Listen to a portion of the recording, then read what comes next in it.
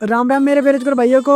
आज इंग्लिश सीखने का मेरा 28वां दिन। आज सुबह उठकर करा वार्म अप, फिर करी चेस्ट की एक्सरसाइज, फिर इसके बाद 10-10 के 3 रैप, फिर करी ये वाली एक्सरसाइज, फिर बनाई ईंटों से डोले, फिर मारी डिप्स, फिर बनाई सिक्स पैक, फिर बनाए हाथों बैलेंस। उसके बाद दिया मैंने पेड़ पौधे में पानी।